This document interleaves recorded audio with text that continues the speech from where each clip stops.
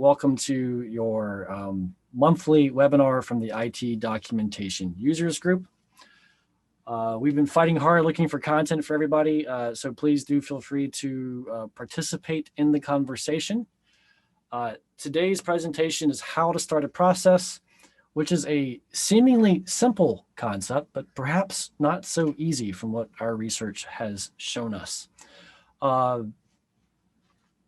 So we have some special guests, and I'll introduce them in just a moment. Real quick about ITDUG.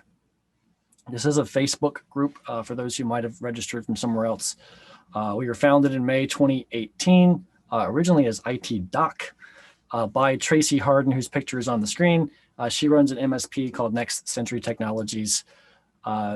She's been doing that for a while. Come August 2018, she opened it up to just more than just ITGlue, because it was originally her way of co-learning ITGlue together. So we made more documentation platforms, and then invited myself on board to help admin the group. It's been growing by membership pretty darn well, hitting 1,000, 2,000, and 3,000 members, and we're certainly on target to break 4,000 this year as well. The beautiful thing about more members is when you ask questions about documentation, you have more people to answer those questions. And likewise, you have more people you can converse with and create a community with. So please feel free to keep inviting. Today, we're also going to do a giveaway for a book, The E-Myth Revisited. Heather and Brian and our whole team were talking about what really goes best with a giveaway for how to start a process. And we determined that the answer was, we all got our inspiration for this from the E-Myth early in our days. And so we decided to give away that book. To register to win, though, you need to register for the Zoom, what is it called? The Zoom link, the Zoom invite. I think Veronica is going to post this on Facebook Live for those who are watching there. So if you would like to perhaps win a free book, if you would just register real quick, you can still watch on Facebook Live. Well, that will enter you into the giveaway. So we're going to download a registration list in about 10 minutes, I'm guessing. So whoever's registered by then, Veronica can start the drawing. So we're ready at the end. All right, so I'm Alan. I own a business called Eureka Process. I have been in IT since 1994. I've owned an MSP. I've sold an MSP. I've led two others with some success. That's why I have this passion for process and documentation, because it's served me well and I love to share. Eureka Process, what my team and I are doing day in and day out is we're consulting IT services businesses only and their strategy and how their processes work, helping them find candidates. And we run a community site where we store a lot of our pre-templated documentation and processes. Just to give you a feel, I always like to know, why should I listen to this guy? So that's what I do. On the call, we have Brian Johnson. I'm going to jump straight to his tagline, all software sucks. We're just trying to make it suck less. How do you get away with that, Brian? What do you mean? How do I get away with that? It's the truth. It seems vulgar, but it's true, and we all resonate. It's the first thing I see is yeah, that's true. I like these guys. So I met Brian and Heather, I believe, at IT Nation a few years ago. Yes. I'm sure Heather drove that. We'll have her bio up in a second, but I met Brian. I was like, oh, he's one of those coder dudes. And then I'd start learning more about him. We start talking. He's like, oh, wait, he's a coder who's also run an MSP before. No wonder his software actually addresses my needs. And we will have a little conversation about you two and how we met in a moment. But before Heather fills me in on how I forget how we met sometimes, we had age before beauty. So now Heather Johnson's the COO of Gozynta. She's been instrumental, I think, in a lot of the knowledge bases and documentation you guys have going on as well. And you can see her history in here. So Heather, how did we meet? Yeah, well, that's kind of a funny story. We were both in a kind of a market research group that ConnectWise was having for their marketplace. And it was kind of funny because we were both in it. You had really wonderful questions, Alan. I was very impressed. So, that was cool. But we ended up actually walking just the same direction by chance. And I was looking at my map to kind of in my agenda to see where I was going next and see where Brian was. And I think you thought I was following you. So you turned around and you said, "Are you following me?" And I didn't know what to say, kind of caught me off guard. But I said, "Should I be following you?" And then you told me who you were. And, we kind of figured out that we, had some synergy there as far as what our companies were doing and were up to. And so then we started, we've been pretty closely working together since then. Yeah. I know that we're all on this magic Slack channel with a bunch of vendors in the MSP space, and it's been really great learning from each other. And then the three of us started getting together on a specific project. I was personally migrating from QuickBooks Desktop to QuickBooks Online. And one of the things to do it right that you really have to have is a third-party integration tool to make ConnectWise Manage Sync. And I was like, okay, I've got to go do this, but I'm like messing with my financials, and I'm a closet accountant. So I was comfortable with it, but there was a lot of steps to get in the right order. And then it turns out I had a client at the same time who says, "Yeah, you do this first, and then you tell me how it's done." So I wrote a process. And then Brian says, "Hey, we need a better process." And we started working together, collaborating on that process, because I can get things done, I can make it work, but Brian and Heather knew some shortcuts for their software and some requirements their software had that if you think about it ahead of time, this makes sense. And next thing you know, we're working together also on making their clients more successful with QuickBooks and ConnectWise Manage and Gozynta Mobius products. So what we wanted to share today is so many people have difficulty starting a process. Even when I work with our clients, and we're like, okay, great idea. Let's document this decision, go write it down. And it seems to me like the simplest of tasks, but it doesn't get done. How do we even start? And yet we have this, 8-page document that Brian, Heather, and I wrote. And people are like, wow, you spent so much time doing that. And I conjecture that it wasn't that much time getting it done. And so you have this blank page. How do you start? And that's what we're going to have an open discussion about today. And that's literally our entire slide deck minus the outro.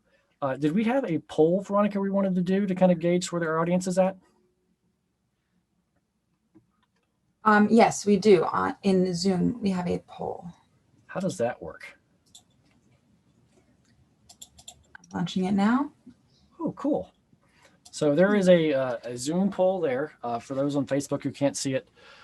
How to start a process.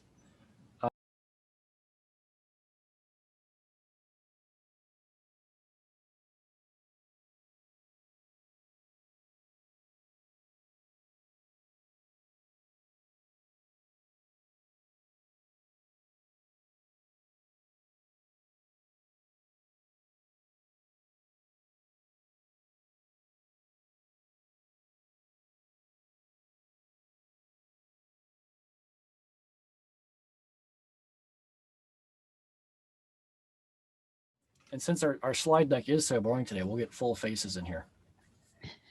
Uh-oh. All right, so the leader is starting the document. Perhaps our data is skewed because that's the title of our presentation. That's why people showed up. Or perhaps it's the other way around. That's why it's our presentation. Hello, In Facebook, Alan. we also had 2 votes for starting the document and 1 vote for developing a solution. So that puts it even further into the lead. Very good. Very good. So how do we start? I'm going to do this in an odd way. Anybody can certainly answer in the chat or via Facebook. Adam, what are your methods for starting a process? Let's go around the room real quick. My first step is crappy first draft. I just start writing a process that I know, and then I'll get some initial steps or maybe how I want to lay out the document. And then I might actually start doing the process live and documenting it from there. Because you can plan, but then when you're doing it live, there's a bunch of little things that pop up here and there. And I try not to add too much detail to the point where it's like super, super granular, because I made that mistake in the past, and you make really long documents that only have it's just a short process. You don't need so many screenshots of the save button and stuff. So I just like to start writing and then kind of improve over time as I do the process, especially if it's a process that I'm going to repeat again, which are the ones that are worth writing down. What say you, Heather? Well, did anybody have an emotional reaction to seeing that blank page up there? Because that blank page screen actually made me feel uncomfortable. I was really happy to see Alan's face pop back up, because I'm like, that blank page, my goodness. And I think that's what we mostly go through when we're starting anything, writing a process, is you have that blank page and it does something to you. It's like, well, you have all of this kind of negative self-talk that happens. Just putting number 1 makes it no longer a blank page. So that's what I very often do, is just start with something. It can be a title, it can be just some random words. And also, I am very forgiving of my own process. I walk around a lot when I write. Poor Brian gets visits through that door behind him, and he always knows when I'm writing, because it's just like I'm cycling around. And I'm forgiving of that, because that is my process to figure out what's happening and what steps and how I want to approach it. And then, as Adam said, it's just going through. And you know what? It usually sucks the first time around, just like our motto, it usually sucks. But I try something and then I give it to one of our teenagers. We're blessed with 4 teenagers that are our guinea pigs, and I can give something to them and see, how can they follow it? Because if they can follow it, maybe I have something there. And then I watch when they make that face that looks like they're lost, and I ask, what's happening right now? What are you feeling right now? And figure out how I can make that clearer. Very cool. I definitely sense a theme starting, but let me start by backing up one more step. We have a blank page, but why did we open the notebook? Right? So there has to be a need. When do we need to start a process? Might be a great place to start. And as Adam said, am I ever going to do this again? Is about my only litmus test. At least for me, I wrote a process for my own invoicing, and we have most of our stuff is just agreement invoicing, flat fee, all you can eat. It's not rocket science. It's not hard. But I'll be darned if I didn't forget exactly which screen to go to first each time. And I'm like, oh, nope, I gotta do that first. And then I got to do this. It was just 4 or 5 steps, 4 or 5 screens, click some buttons to do it. But I'd forget, and I don't like being inefficient. So I did what Adam and you suggested. Number 1, title, invoicing. Keep it simple if you don't know any better. Bullet point 1, go to this screen. And Adam, you mentioned not being too detailed. Yeah, I would just remind myself I have to go to the screen, and then I have to close the invoices or create the invoices. I wouldn't say click here, click there, click here.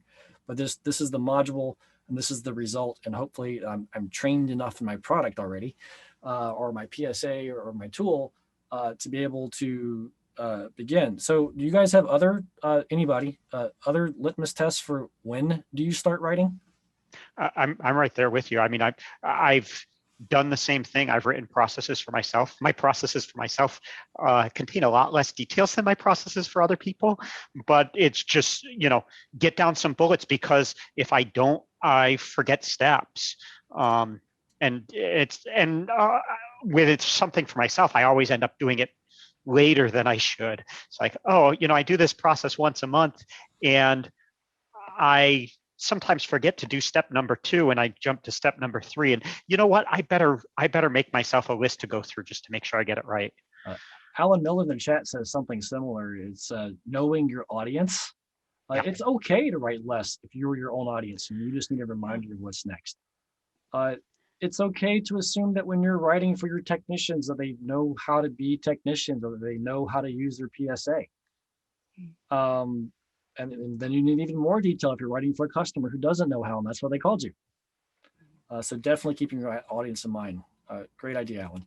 There also is a whole nother use case for this. I was a director of HR in my past and had the unfortunate experience where one of our employees had a stroke and immediately couldn't come back and do her job that she'd been doing for 40 years, and trying to figure out what processes, what systems she used, things that were just in her own head.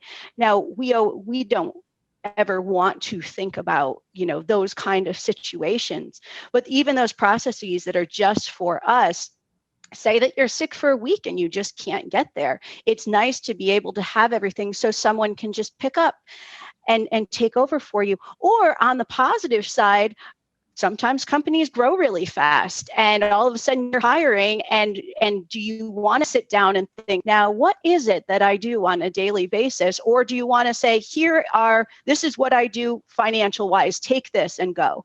So, a positive and a negative of reasons why you should be documenting everything so somebody can help you out.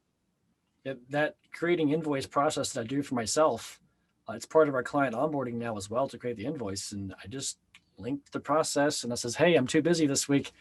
Veronica, can you do the client onboarding for me? And I mean, everybody who's ever done it for me has had questions, and we've improved the SOP, but they roughly knew what to do. They could chat me during a meeting. I could give a quick answer for direction, and they're off and running. So yeah, great idea to fill in and for growth. That's a big part of the book we're giving away too, is the E-Myth Revisited. Is what you're supposed to do is document what you do. And then when you grow past it and delegate it to a new hire, you hand them the process book and you can go work on the next thing and process that until you can hand it off. Very cool. Any other comments from anybody on when to start before we move into how to start?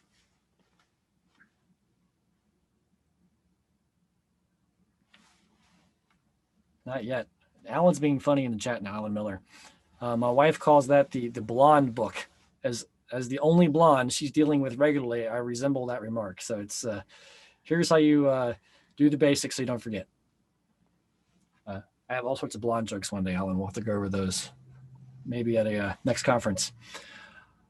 Starting. So I guess I was working with Brian at first when we started this QuickBooks Online migration document. Did you guys, you guys had an attempt at that yourself first, or did I start that one? I don't think we had put it in writing.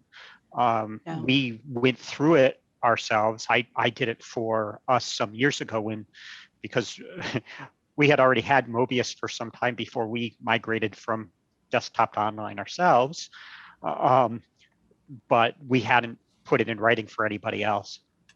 It was on our to-do list for sure. So it was very exciting when you wanted to take that on, because otherwise that would have been for me. So this is perfect. Why didn't you do it sooner? That blank page syndrome. All right, so getting started. I have the same problem with writing business processes as I have with programming. We had a pre-discussion about this a little bit last week, and I came out of that and I ended up writing a blog post that hasn't quite gotten published to the Gozynta blog yet, but it's on its way. And it's about writing business processes, how to write your business processes like a software developer, because it really can be the same process. And in both cases, when I look at that blank page or that blank screen, and that getting started part is really the hardest, and I just have to get something down. I have to know what my goal is. So that's the design phase. So knowing what my goal is, and then I have to just start doing some piece of it, any piece of it, the tiniest little piece of it, and write something. And then going back to our company motto, it's making it suck less. Keep iterating on it. It's okay. I have 3 bullets of, log into QuickBooks, log into ConnectWise, run sync, and see what happens. Okay, maybe that's 4. But then it's okay. So now I do those steps and see how it works and what else did I need to know and what else is missing, and then start filling in details, and then go through it again and fill in some more details, and then have somebody else do it and tell me what they missed. And that's, I mean, that's what we're doing with code all the time. We do unit testing, which is very small, fine-grained testing of that little piece of code that we're writing. And then we do integration testing where we're testing that piece of code with other pieces of code. And then we have another person review our code and test it and make sure that that works. And so and then eventually we get it out to customers as a beta test and out to customers as a release. And we find errors at every step of that process. And hopefully fewer and fewer make it to release. But no software company is perfect. Every software company releases software with some bugs in it, and you have customers report those bugs, and then you have to cycle that into your process and make new releases to fix them. So everything you just said, change the word code to document a process, right? Right. Yeah, that makes sense. What's funny, this could have been a slide of the bullet points, except for we're actually discovering these bullet points during the conversation. So as I started hearing bullet points, here's what I heard. Step 1, know your audience. Step 2, know your goal. It's definitely much harder to look at that blank page if you don't know what you're writing. Like if I was trying to write a fiction book, that blank page will stay blank for a while. But when I know that, hey, I'm doing a QuickBooks Desktop to QuickBooks Online migration, so my goal is to have my QuickBooks Online look the way I want it to with all of my data from QuickBooks Desktop. All right. And then, or maybe goals first, then audience. I think goals first. Yeah, I would actually push audience down a little ways, because again, everybody said, overwhelmingly people have said the blank page is the worst part. Right. Get over that blank page. Don't worry about your audience yet. Just start to document the process. Then, okay, who's my audience for this? And incorporate that into your process in one of your iterations as you go, but get past that blank page. You know, even if you don't have the design right, that's okay. We'll get something down and then you can iterate on it and get through it. I have this, I don't participate on social media as much as I used to, because I remember I posted a personal picture on my Facebook a couple of weeks ago, and I think Veronica was on the phone with me and she heard me cursing. She said, "What are you cursing for?" I was like, people are liking my post and it's dinging at me, and like, isn't that what's supposed to happen? It's like, okay, well, that's why I don't do it. But so I occasionally will offer advice when I feel like I have something to add to the conversation in the various Facebook forums. And somebody asked the question, like, I just can't get my processes going. I mean, I know I need to do it. I see the value. I can't begin. It's me. Any advice? And I've made, in this much size, right? You have to give advice that affects people's lives in a little tiny box. And I hate typing. The advice to do it, even if it's wrong. Yeah. And the first comment I got back is, "You idiot." What do you mean, even if it's wrong? That's the dumbest thing ever. And I'm pretty good at not getting riled up, which riles people up, by the way. And my comment back is like, "Hey, you're right. There is a certain assumption of self-preservation here, but wrong is absolutely better than the page being blank still." And at that point, the original poster and 3 or 4 other people came back like, "Oh my gosh, this is revolutionary." Because one more thing I do when I facilitate meetings, there's always ideas coming from the room or from the Zoom chat, right? And they're roughly aligned, but they're different. And there's all these opinions and people's feelings. I then write down what I heard. And what happens is I get it just wrong enough that somebody says, "No, that's wrong. This is what it should be." I'm like, problem solved. But when the page is blank, no one's ready to start writing, to make a decision on what it should be. Making it wrong gives you something to fix, and we love fixing stuff. Yeah.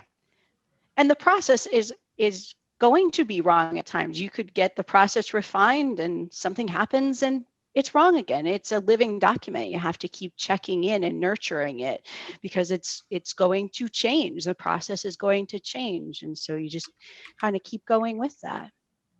So we've also mentioned ways to start several times here, and I kind of hear the same thing, which is, yeah, it totally sucks to stop and write documentation. In fact, I wouldn't do it. However, when you're doing the task, I would make notes in my blank page about what I'm doing. So when we wanted to do the migration, I was like, okay, I need to do the migration. What do I do? Like, step one, buy QuickBooks Online. Let me write that down. I need to buy QuickBooks Online. Step two, buy Gozynta Mobius. All right, let me get that done. That's the most important step. Yes, star next to that one. Mm-hmm. And then I just, whatever it is I had to go figure out, I would look around, I would do some research and I go, oh, I need to do that now. Maybe it was print out a report to make sure my data didn't change. Okay, print out report. So, and then there's stuff that I forgot, but when I did it the second time for one of my clients, I added those steps. So I guess the lesson there is you're right. Don't stop and just document. You should be documenting as you go. Oh, and since you wrote that procedure, we've edited it at least a couple of times, and it hasn't been that long because either there was a step somebody got stuck on and they needed some help on it, or we realized, oh, you know what, this part could be it's actually a little easier if you do it this way, or what. I don't remember the exact edits we made, but I know we've made a couple of edits to it since then because these always need to be refined. Again, going back to programming, if we and anybody who deals with software knows this, if you have a piece of software and it's really old, it doesn't work well anymore because it doesn't run on the current version of Windows, or it doesn't work with some online service that it connects to, or whatever it is. It's very rare to have that piece of software that stays working well for decades, right? Processes are the same. You've got to go back and you have to do updates to them. You have to get your updates to your software. You have to get your updates to your processes. That's actually a process that I have a really horrible acronym for. We just came up with it because it had the right number of consonant and vowels, called RFIP, RFIP, read, follow, improve the process. So anything you're doing in a business that's repeatable, you should be reading a process first, following it, and then improving it as you go. If you're using a documentation platform, as soon as I open it, I usually throw it straight to edit mode. Allow me to make edits as I go because they almost always happen. So some feedback I get on that is I still have clients who are afraid to allow their people to edit processes. Maybe it's a tier 1 tech following a tier 3 process, something that they can do if they follow the script, but they might not know what to do if it goes wrong, so they don't want them editing the process. What are your guys' thoughts about that? My preferred process would go again and follow our coding process. Any change that somebody makes to our code goes through code review, so it always gets a second set of eyes that looks at it and approves it. And that would be my preferred process with processes as well. I mean, code is a process. It's a process that a computer follows. Yeah, getting a second set of eyes on things and then being able to comment on it, work together on it. 2 heads is better than 1, and then approve it before it goes live. Yeah, I'm a little more laissez-faire about it, and I think it might have to do with just the demographic of clients I tend to work with. If there's a very high maturity level, a huge separation in the knowledge of text, that can make sense to do it that way.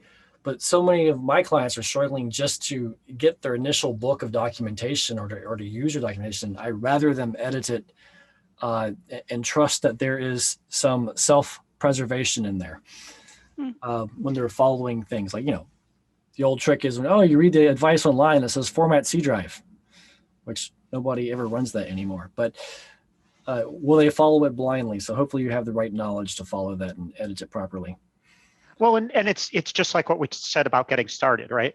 Don't let having a good review procedure get in the way of having documentation. Don't let, if your system doesn't allow that, okay, don't do that part. I mean, we don't, for all of our internal processes, we're not at that point yet where we're doing code review on our business processes. We're doing it for our code, but we're not doing it for our business processes. However, we're using Confluence internally, and people see the changes. So it's after the fact. You see when somebody made a change, and you can say, "Oh, you know what? I think that change was wrong." And maybe nobody sees that change until the next time they go and do the process.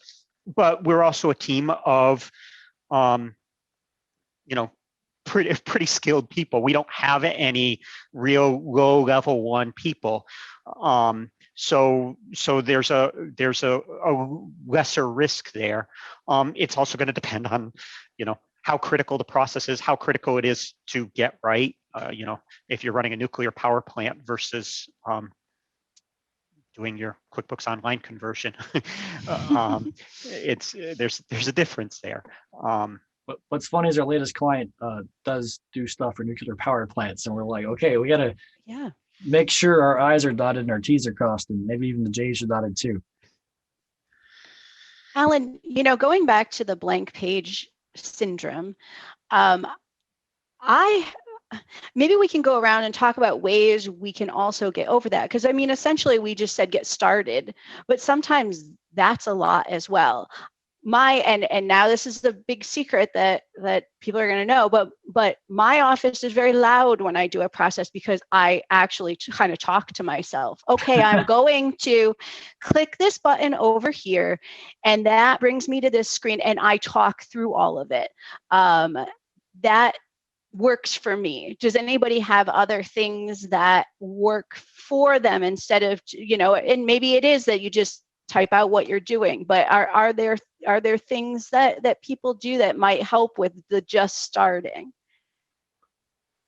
I think for me, all of my process seem, I don't want to say technical, but I will say tactical. I'm also writing a book. It's a nonfiction about what we do and how to improve business, and that's a lot harder to write because I'm trying to do this other little nuances and invent some verbiage and from scratch. But when it comes to how to get something done, a process to follow in our business, I literally just do it. I have my two screens open, so maybe two screens is one of those techniques or tips. I do it, I write it. I do it, I write it. I do it, I write it. And it only bloats my time entry about 10%. I mean, for all those people complaining about putting in your ticket notes, that's a type of documentation, right? You just write what you're doing. In fact, sometimes, let's say, in the QuickBooks Online migration, I'm using this tool called SASANT to massage data, and it takes 15 minutes. Well, while that's happening, I'm actually writing my next intended steps into the process. And then when it's done, I go follow the steps and see if I have to make tweaks. So a little give and take, but it's because it's so tactical. It's pretty well defined, I think. So do other Veronica, Adam, when you guys are writing processes for us, how do you overcome that blank page? Mine's probably from a ticket note standpoint. Whether I was coaching my technicians on how to write ticket notes, or I was doing it myself, there would always be whatever was wrong, what I did to fix it, what the next steps were. And then if there's any action items for the client in the term of a time entry. But if it was a process that I'm writing, I'm thinking about that as what am I trying to fix? So there's my goal, and I have some type of issue that I'm motivated to fix. And then in terms of time entries, I'm writing it down because the next person that goes and looks at that time entry to figure out how I fix that issue might be me. I might go look back at it in 6 months and be like, what did I do? What have I done? So people think of it as like, oh, help the person behind you. But I like to write it as if it was going to be me looking back on it and wanting that information. that's always like helped me make sure that I was including everything that I absolutely needed. I mean, heck, for technical SOPs, I will copy and paste my work notes into the SOP. All right, that's our start. Yeah. Veronica, did you have one? I know you write different types of processes. I typically start with an outline. I know the general bullet points that I want to have down, and then I will work through the process filling that in. I work best with putting a structure there to get started. And do you ever have a process where the outline's all you need? Yeah. So it doesn't have to be complicated. It doesn't have to be long. Mm-hmm. And heck, we've already said it doesn't have to be right. It's making this just not easier and repeating easier. steps. Yeah. A lot of this comes down to it's the old, don't let the perfect be the enemy of the good. Perfection is the enemy of progress. Yeah. And of Because course, I think that's my biggest blocker when I'm looking at a blank page or trying, it's just, all right, put something down. I'm getting better. I'm getting better at it. I did 2 blog posts this week, and it usually takes me a month of procrastinating to get a blog post out. So it's working. well, I say, go ahead, Heather. That, and Alan Miller had mentioned on there about knowing your audience, and when you're kind of trying to speak to the audience and actually imagining them there, and then, making a blog post or making a procedure when you're actually thinking about, okay, who is that person? Not just, like imagine who that person is and how would you explain something to them? How would you present something to them? And that's kind of always been the way I've done it is okay, so this is the person that's going to be reading it. Somebody that's for our knowledge-based articles, and I think we have about 400 of them. What does this person know already? And I try to imagine our customers, because we talk to our customers all the time, and I'm friends with many of them. And I think, okay, how would I explain it to Patty? What would work with her? How would she really get this? And am I saying the right things? Am I saying too much? So, and kind of keeping that as an imaginary conversation, that seems to keep that blank page syndrome away, because when you're assisting a customer, you can't just be like, well, I don't know. You have to have answers. You have to say, okay, this is how I do it. If you're training an employee, you can't just say, well, I don't know what I do.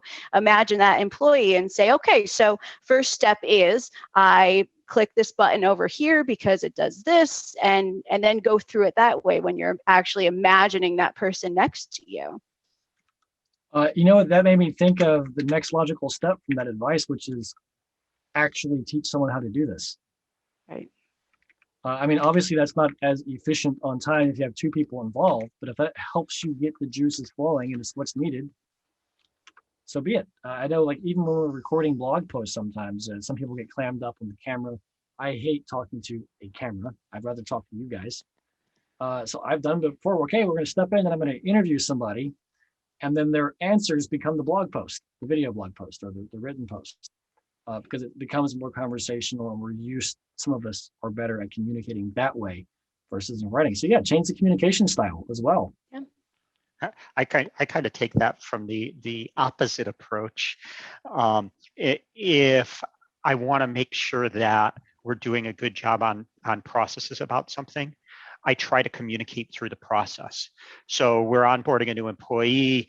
I need them to know these things. They ask me a question.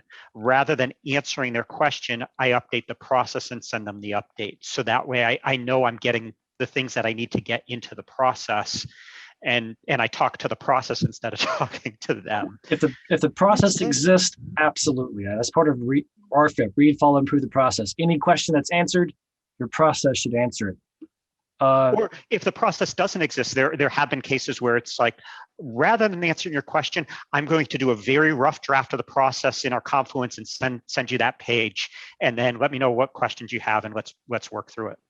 Which improves the process. Great. I was even going to add, if you're teaching someone, depending on who has availability and time, I've done stuff where, oh, especially I remember onboarding Veronica. I had some marketing processes, and she's kind of like, "What is this crap? Um, who can follow this?" But at least reminded me of what I needed to teach, and I'll say, "Okay, Veronica, take notes on what we're doing," as she was creating the process for the whole company. So that's been helpful as well. So you can delegate the writing while you're teaching as well, depending on availability. I'm kind of building a small outline of this conversation to see if we can build this into a single deliverable at the end. I didn't even have this in the plan. This is how it's going.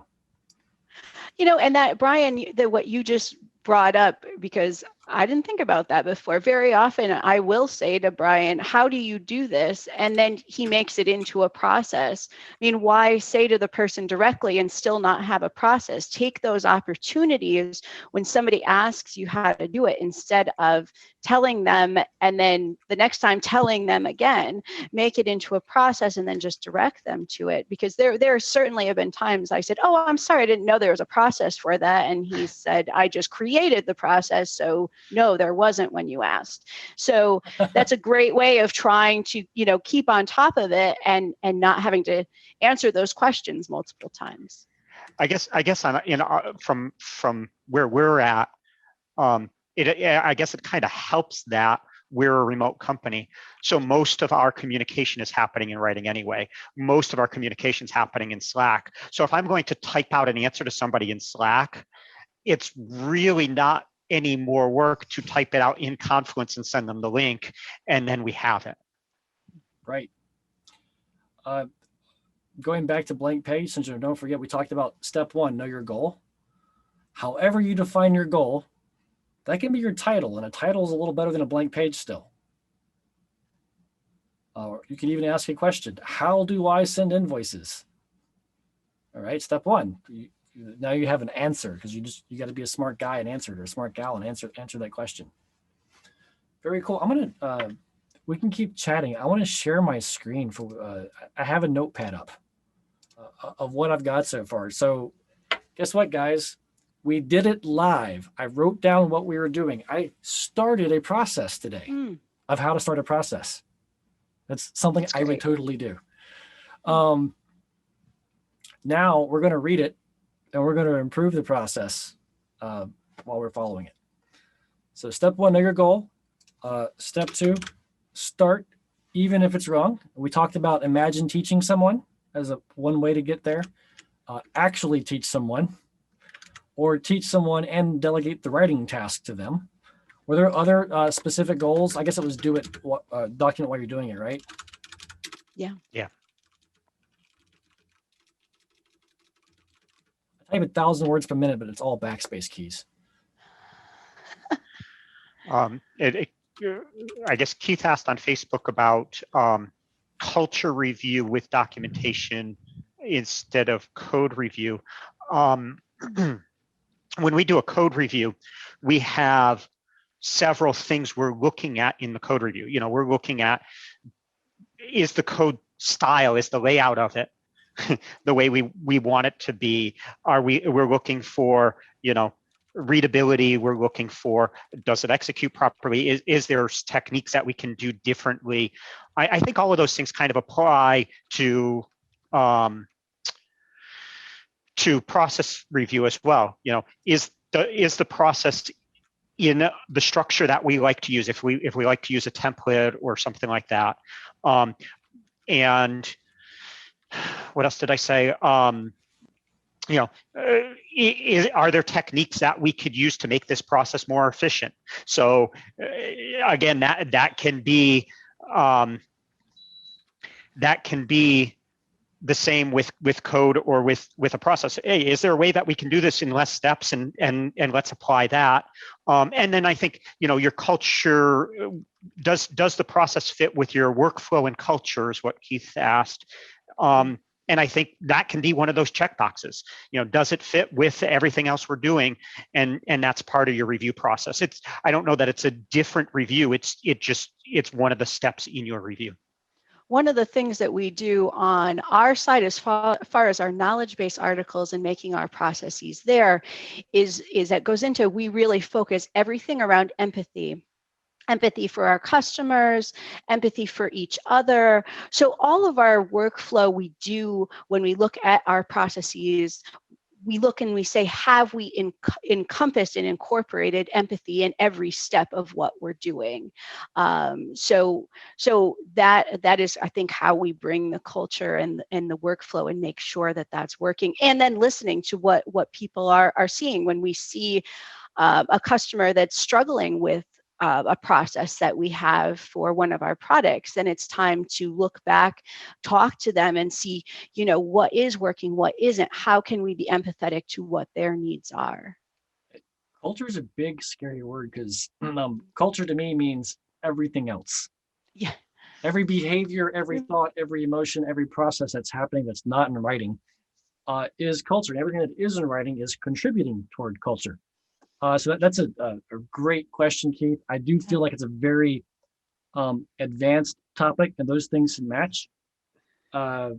One minor tip that's kind of related based on what you guys said in Keith's question. I do review our documentation with our team, and the reason is partly because of that whole culture fit as a fit or attitude or methodologies.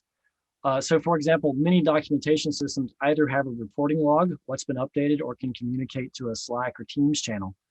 And during our meetings every week, I will pull that channel up and say, okay, here's the documents that changed. Please raise your hand if you were the one who updated it and would like to tell us about it, or if you have a question about it. So we don't always have time to review every process every week that's changed, which is why we don't do them all.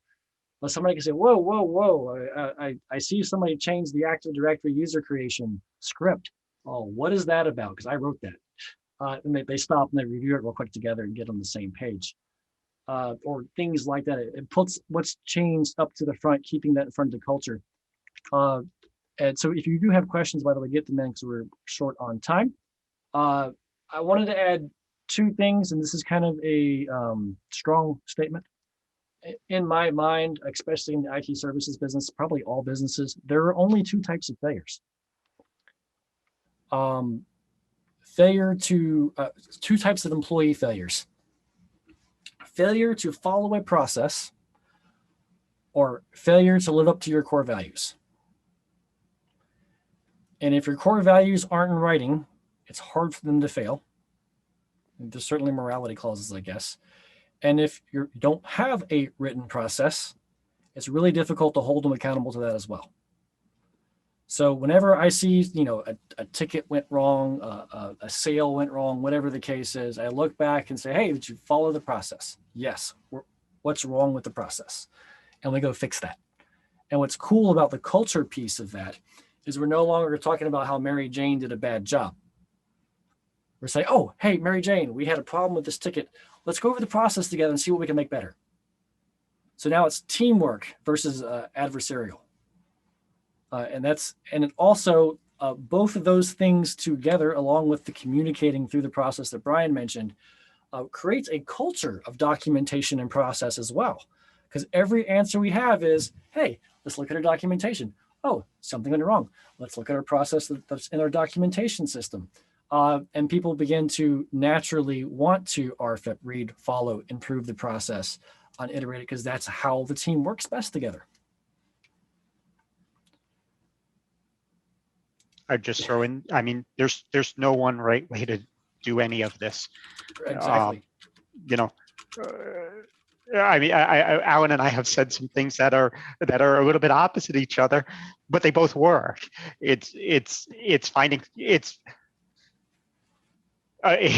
goes back to what we've been saying all along, though. It's getting started with something. Do something, see what works and what doesn't work, test it and improve. So if you're still having trouble starting your process, since that's the title of the presentation, we have to wrap up now. Then you're either aiming for perfection, and you shouldn't be, or you don't know your goal. That's kind of how I see it. Do you have final thoughts, Heather? Yeah, I just think tackling it, put some time aside, make yourself do it. Block out some time in your calendar. That's always, our brain always comes up with excuses when it doesn't want to do something. We can come up with a whole bunch of them. I ate a big lunch, I can't write a process, think of how many things you said about why you can't start a process. Set time aside in your calendar, put 2 hours. I'm going to write 3 processes today, and do it, do it. Don't leave until you get that done. And imagine how great you're going to feel to have 3 done. It has to happen. Set a little goal at the end. Maybe it's a bowl of ice cream at the end. That's how I get my kids to do things. So reward yourself with something at the end, but it doesn't end. The time doesn't end until you get that done. So that's what I would say. Be strict with yourself, because you can certainly do it.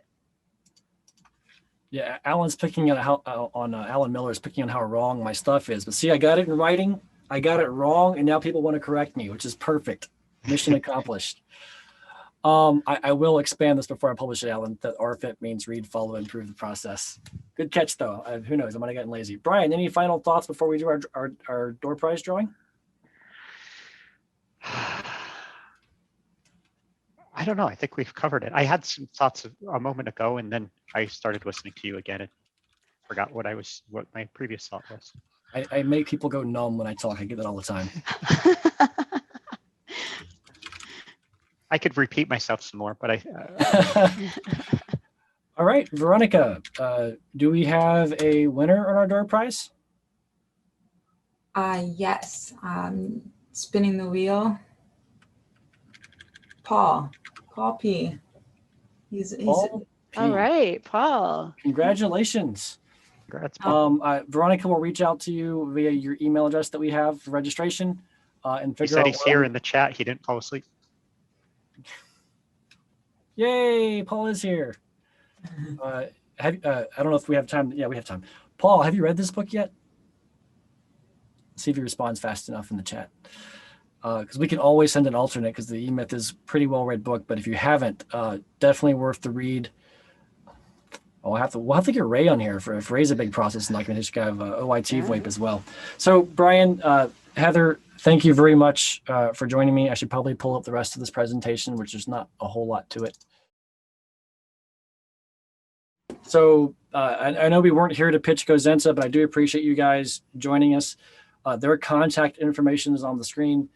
They have a wonderful product for connecting your finances and ConnectWise Manage to just magically appear in QuickBooks Online for you.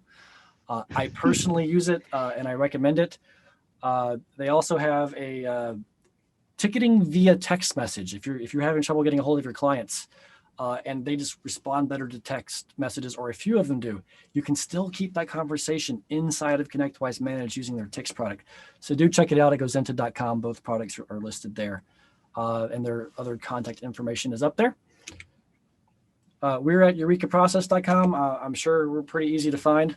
And we're going to do some more fun new content next month into July for our next ITDUG. Brooke, who is actually busy on site at a client right now, so she couldn't make today, she is going to be presenting on on-site work versus work from home versus a combination of what's actually happening. We are working with a couple dozen clients. Their policies are all across the board. She's also doing all of our V-screening and recruiting for IT services. So she's seeing what the preferences are, what's working, what's not working, what personality types work with which. And she's looking forward to sharing that information with all of you guys. So this is not something we ever presented on before that we don't have pre-compiled. And she's bringing all of that experience into a place to deliver it to you next. I'm looking forward to it. So guys, thank you for joining. Brian, Heather, thank you so much. Adam, thanks for contributing. Veronica, thanks for making all of this stuff happen so that I can just fly from one appointment into my next appointment. I appreciate that very much. And thank all of you who are watching live, who are watching recorded, and who joined the event and participated. Thanks, guys. Thanks, Alan. Bye.